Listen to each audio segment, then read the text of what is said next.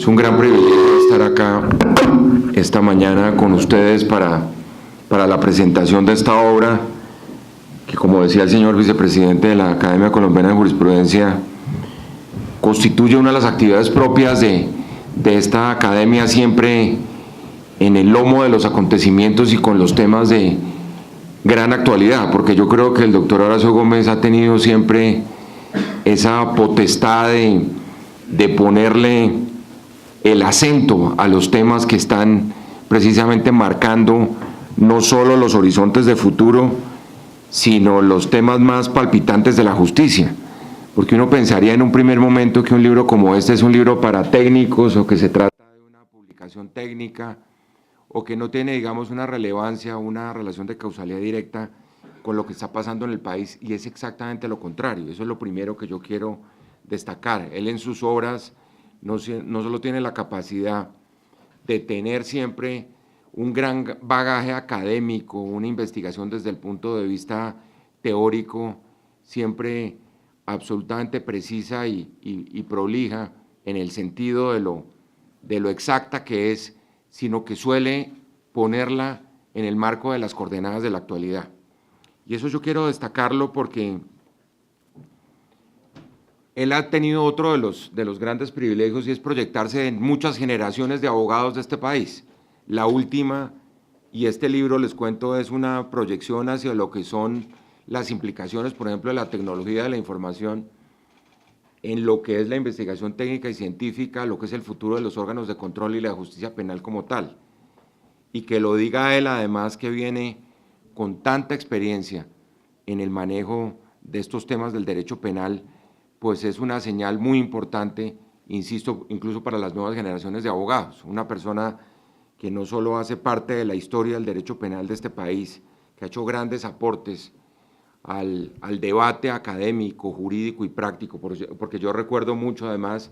ustedes recuerdan, yo fui constituyente en el año de 1991, y el doctor Horacio fue precisamente una de las personas que iluminó desde la academia las deliberaciones y lo que finalmente se consagró en las normas de la Constitución. Y yo quiero decir que este fue precisamente uno de los grandes avances de la Constitución de 1991. El concepto como tal de policía judicial, de investigación criminal, era un concepto de alguna manera secundario y marginal hasta la Constitución del 91,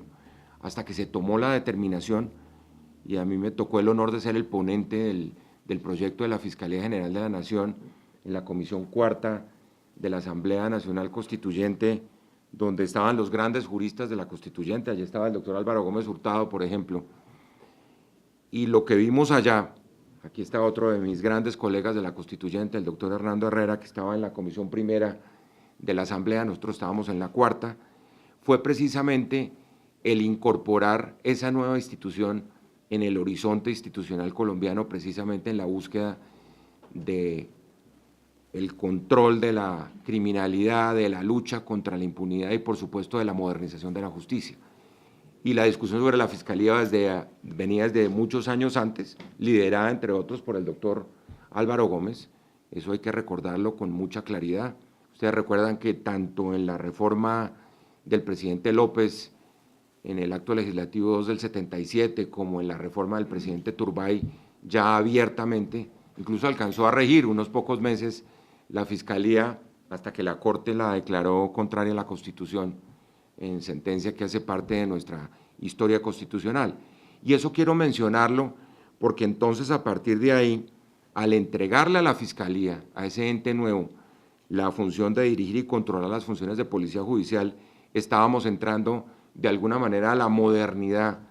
en esta materia y a la consolidación de la policía judicial con un elemento fundamental, insisto, en la lucha contra el crimen y en la lucha contra la corrupción. Así no, en ese momento no tuviera, digamos así, las características publicitarias que tiene hoy en día y la magnitud del problema social que hemos tenido que enfrentar en los últimos años en esta materia, en donde parece que la probidad, la integridad pública, la ética pública pasó de moda, y hoy cualquiera se siente con autoridad para dilapidar los recursos públicos, que es precisamente una de las grandes batallas que estamos dando hoy en día desde los órganos de control. Y yo quería ponerlo precisamente en esa dimensión, en la dimensión no solo de la Fiscalía. Ustedes recuerdan además que cuando definimos la naturaleza jurídica de la Fiscalía, doctor Hernando, le pusimos un pie en el Poder Judicial y otro pie necesariamente en determinadas funciones administrativas que debería cumplir, aunque desde el punto de vista funcional pues estaba en el Poder Judicial. Y eso es bueno recordarlo porque en el horizonte de lo que fue el fortalecimiento de los órganos de control, aún en el marco de la Constituyente, por ejemplo, para la Procuraduría General de la Nación, para el Ministerio Público, la determinación más importante que se tomó en la Constituyente fue romper el cordón umbilical que tenía el Ministerio Público con el Poder Ejecutivo, dándole absoluta independencia a la Procuraduría, porque antes de la Constitución del 91 la suprema dirección la ejercía el gobierno como tal. Incluso yo he sostenido que la elección del procurador es todavía una muestra de mucha mayor independencia frente al Poder Ejecutivo que el propio fiscal, porque en la elección del procurador concurren el Poder Judicial, porque como ustedes lo saben hay una terna que pone la Corte, el Consejo de Estado y el presidente solo pone un candidato y elige la plenaria del Senado de la República. Para el caso del fiscal, ustedes lo saben, la terna la hace completa el presidente de la República y escoge la Corte Suprema de Justicia. Pero digamos que de alguna manera se impone la voluntad del presidente de la República, lo que no pasa en el caso de la Procuraduría. Yo siempre lo recuerdo para quienes me dicen que mi independencia puede estar limitada por haber sido ministro y embajador del presidente Santos. Yo no fui el candidato del presidente Santos a la Procuraduría General de la Nación, ustedes lo recuerdan, yo fui el candidato del Consejo de Estado. Entonces, eso es bueno tenerlo en cuenta por la independencia que tienen los órganos de control y por la independencia que debe ser, doctor Horacio, y usted lo menciona con mucha claridad, la característica y el signo de la eficacia de la investigación criminal. Este es un problema que yo creo que ha sido característico y un poco que tiene que ver con la intromisión en un momento dado del Poder Ejecutivo en determinadas investigaciones, y lo que hicimos en la Constituyente fue romper las amarras para que los órganos de control no solo dirigieran y controlaran a la Policía Judicial, la Fiscalía General de la Nación, sino que en el caso particular de la Procuraduría y de la Contraloría se tuviera también esa posibilidad de investigación. De hecho, constitucionalmente se le entrega esa potestad a la Procuraduría y a la Contraloría también para tener unos órganos de investigación propio en lo disciplinario y en lo fiscal respectivamente para la Procuraduría y la Contraloría. Y la necesidad de los cuerpos especializados, es que este es un asunto que es determinante, muchas veces subvalorado por la gente, eso del cuerpo técnico de investigación, no, esos son unos señores que están allá en un segundo nivel y nosotros somos los que tenemos que tomar las decisiones de fondo porque para eso están los jueces. Muy bien lo dice en una frase que yo creo que es magistral y describe este libro, por eso está casi que de epígrafe del libro, que no existen crímenes perfectos dentro de esa lógica de Hollywood, además del crimen perfecto, sino investigaciones imperfectas. Son las fallas de la investigación las que permiten que haya impunidad. Son las fallas de la investigación las que deslegitiman la justicia. Son las fallas de la investigación las que ponen en entredicho la propia institucionalidad pública, porque dentro de la institucionalidad pública la primera institución que aparece es la justicia. De ahí la crisis que estamos viviendo en este momento en Colombia con tantas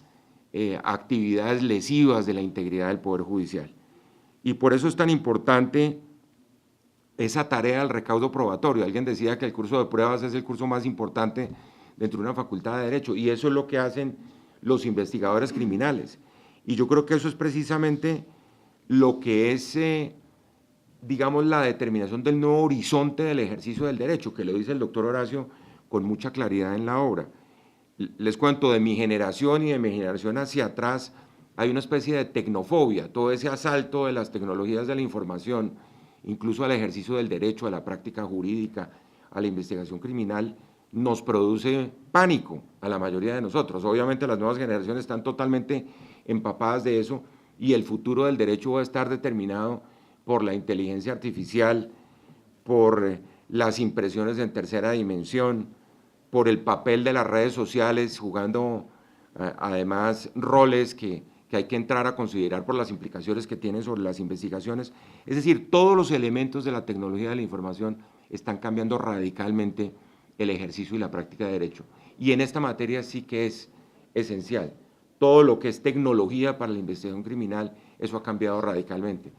y ha cambiado y nos quedamos cortos, que es un poco lo que es lamentable, frente a la forma como evolucionan las organizaciones criminales. Yo siempre he dicho que mientras que nosotros desde las instituciones de la justicia vamos por las escaleras, el crimen organizado va por el ascensor. Y no podemos seguirle el paso a las organizaciones criminales hasta que no haya una conciencia absoluta, que es la que reclama el autor en este libro, en donde todo ese conjunto de innovaciones tecnológicas tiene que ponerse al servicio de la justicia y al servicio de la investigación criminal. Yo creo que la clave del éxito, del fracaso, en cualquier proceso de investigación, llámese, y fíjense ustedes que no me estoy restringiendo exclusivamente a lo penal, estoy hablando de lo disciplinario, con esa fuerza que tiene el derecho disciplinario y las entidades disciplinarias en Colombia, que es muy característico solo de Colombia, y en lo fiscal, con las contralorías en el caso colombiano, los tribunales de cuentas en el caso de otros países. Todo ese tema de la ciencia aplicada a la investigación termina siendo un elemento capital, repito, no solo para que no haya crímenes perfectos, sino para que no se nos escape la evidencia, como muy bien además lo trae a colación en una de las citas, que realmente el éxito de una investigación criminal se da en las primeras 24 horas. Y ustedes ahí ven precisamente, está sucediendo hoy en día con el escándalo de la semana pasada, en donde en virtud de todo tipo de prácticas dilatorias, están tratando de poner en entredicho, digamos que la integridad de los hechos, y la integridad de los hechos se difumina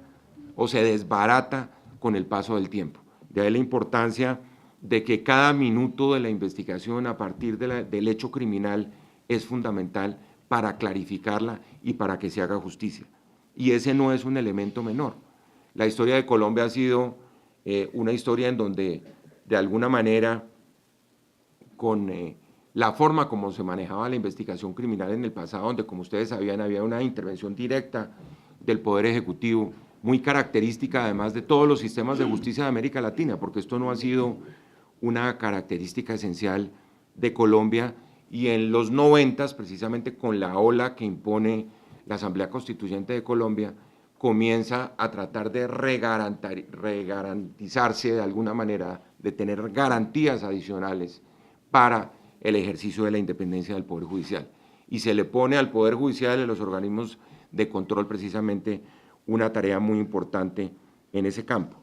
Yo insistiría, doctor Horacio, y usted lo hace, y como decía, usted que tiene esa facultad de la ubicuidad intergeneracional, esa capacidad de demostrar que la era digital transforma todos los paradigmas de la investigación tradicional y por ende transforma los perfiles de quienes están al frente de esas investigaciones de carácter científico criminal. Y el gran desafío de todas estas instituciones, por supuesto, es ponerse al día, ponerse a tono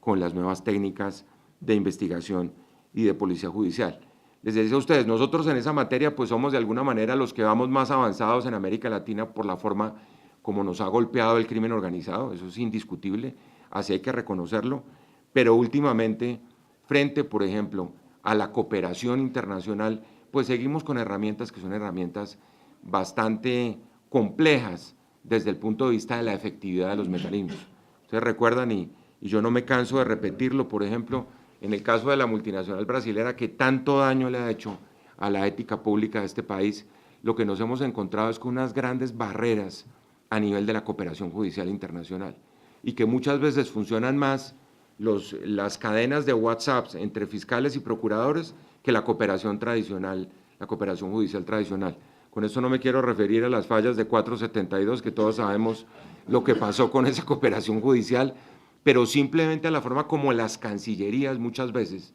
si no tienen interés, y esto yo lo he repetido muchas veces, si el gobierno brasilero tradicional, que tuvo una alianza no solo empresarial, sino política con la compañía que tenía un departamento de sobornos, pues es el que tiene que manejar las pruebas por vía de la Cancillería de ese país, pues por supuesto las pruebas nunca van a llegar,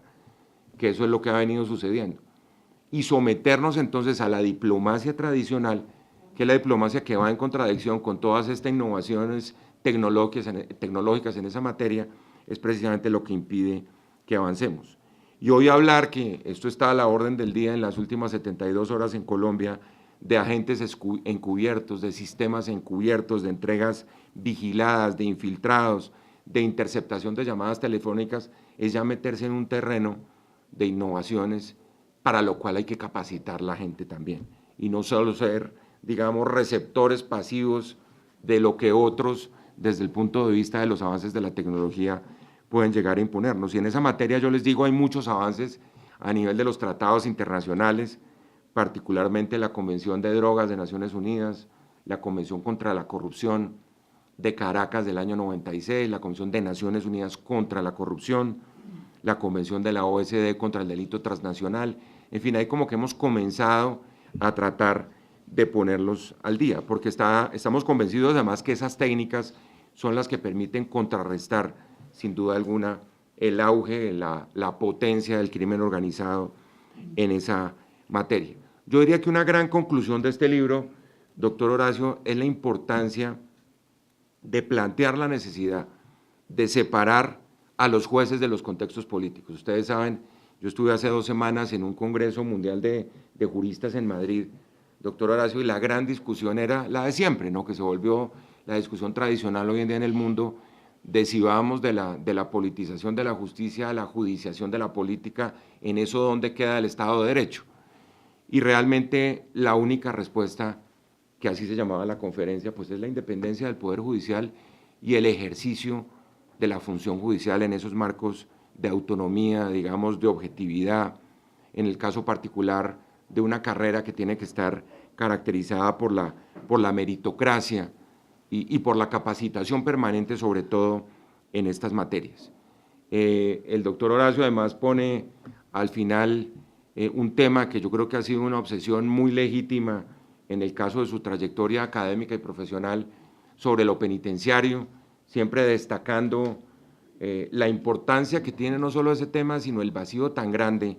porque sigue siendo el fracaso más grande de la política pública de toda naturaleza, no solo en Colombia, sino en el resto de América Latina. Y pareciera que nadie es capaz de hacer nada.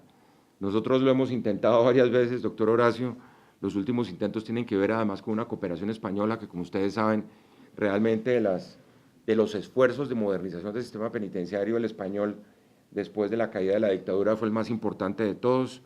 y eso fue el resultado de un ejercicio de voluntad política, de un cambio presupuestal muy drástico, multiplicando por 3 el presupuesto del sistema penitenciario, y por supuesto de la adaptación de códigos, tanto sustantivos como procesales, que permitieran pensar en la humanización y en la rehabilitación de los internos. Ahí seguimos con esa gran asignatura pendiente en Colombia, una asignatura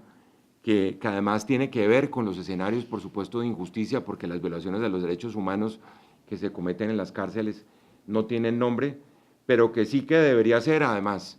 el objetivo de una gran reforma a la justicia cuando seguimos aquí en Colombia viendo a ver qué camino cogemos. Y en ese sentido yo quiero solo terminar recordando cómo con la academia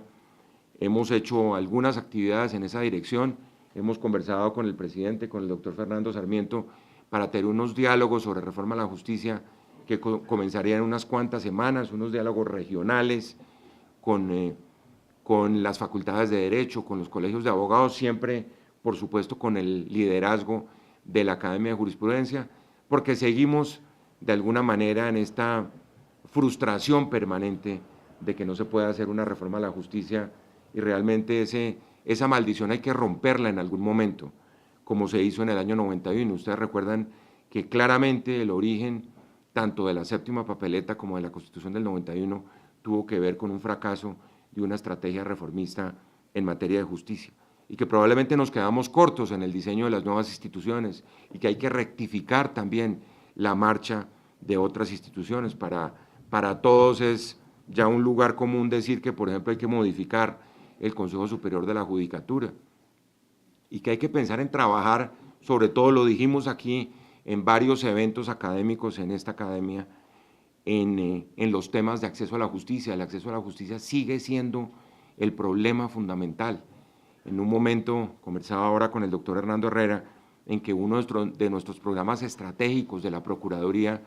por el tamaño que tiene en Colombia, es nuestra campaña contra el abuso sexual contra niños, adolescentes y mujeres. Uno llega a la conclusión que el problema es el problema mismo de toda la justicia, es que no hay acceso a la justicia formal. Yo, con todo el respeto, Se lo he dicho al gobierno, yo no creo que la solución sea la pena capital para ese tipo de delincuentes cuando no hay un sistema de justicia que va a permitir definir precisamente esto. ¿Dónde están, doctor Horacio, en las comisarías de familia, en la jurisdicción de familia, los elementos que permiten, por ejemplo, creerle a un niño que es abusado sexualmente? ¿Dónde está todo el andamiaje que va a permitir que haya una investigación que lleve a los culpables a cumplir con las sanciones? Porque como estamos y llegamos a imponer la pena capital, vamos a terminar condenando seguramente a los inocentes, porque las comisarías de familia tienen una infraestructura absolutamente insuficiente. Tuvimos la semana pasada en la Procuraduría un encuentro con comisarios de familia, defensores de familia, jueces, procuradores, y la conclusión es que hay mucho por trabajar en esa jurisdicción, que parte de la impunidad que ustedes saben que es del 95% en los delitos que se cometen en Colombia, delitos que el 85% se cometen contra los menores de edad y el 86% contra las mujeres, muchos de ellos en el entorno familiar, que es lo más dramático de todo. Y para eso, pues necesitamos trabajar precisamente estos elementos de investigación científica, tener jueces que sean capaces de adelantar una investigación, especializados, capacitados. Hay muchos países europeos que nos pudieran ayudar y de hecho lo han ofrecido, cooperación internacional en los temas de la jurisdicción de familia. Luego termino con esto, doctor Horacio, agradeciéndole que me hubiera permitido este honor de presentar su libro y decirle que usted, como siempre, marca de manera visionaria la pauta hacia adelante de los grandes retos que tiene la justicia y el derecho en este país. Muchísimas gracias a todos.